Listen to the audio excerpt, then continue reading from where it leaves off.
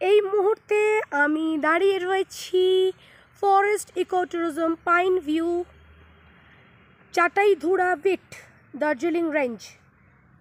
ঠিক আছে, দেখাচ্ছি কি অসাধারণ প্রাকৃতিক সৌন্দর্য, সেটা আবারও বলছি, মোবাইল ক্যামেরায় সমস্ত কিছু ধরে রাখা যায় না। সূর্যটা এত সুন্দর, আমি আমার সানগ্লাস দিয়ে একটু দেখাই। হ্যাঁ,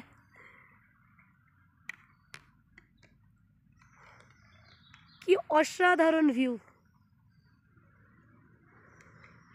উল্টো করে দেখাই। ও সূর্যদেব আমার ওপর হেভি আনন্দ পেয়েছেন, সঙ্গে সঙ্গে ওনার তেজ বাড়িয়ে দিলেন।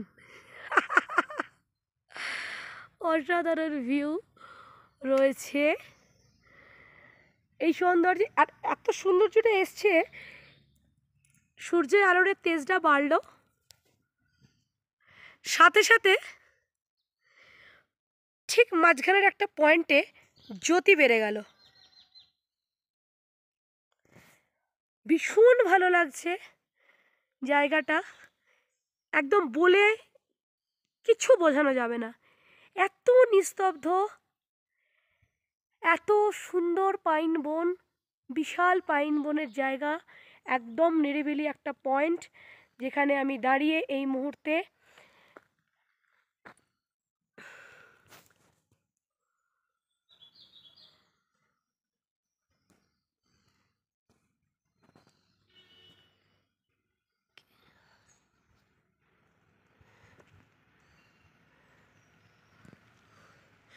চারিদিক সবুজে সবুজ, চারিদিক সবুজে সবুজ, মানে কি বলবো আমি।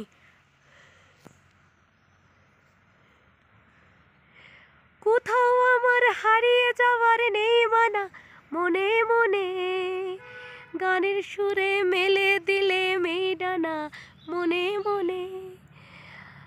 সত্যি এরকম অসাধারণ জায়গা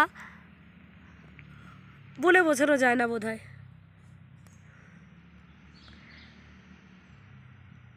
আলো ছায়ার খেলা ভীষণ ভালো।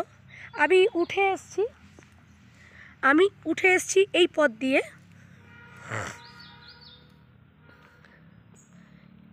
আমি উঠে এসছি আমার গাড়ি নিচে দাঁড়িয়ে। আচ্ছা, এইখানে অদ্ভুতভাবে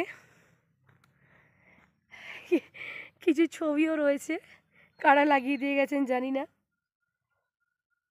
আচ্ছা, হয়তো এইখানে শুটিং হয়েছিল এইখানে, এই কারণে হয়তো এইখানে এগুলো লাগানো আছে।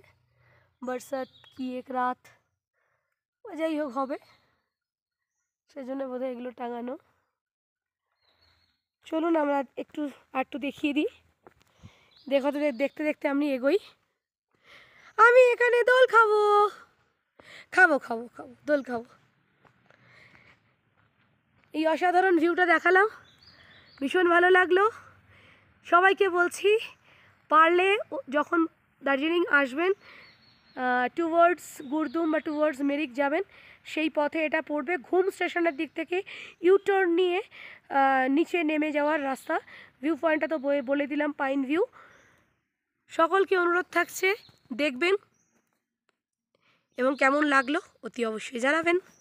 আপাতত এখানে শেষ করছি। সবাইকে অসংখ্য ধন্যবাদ, টাটা।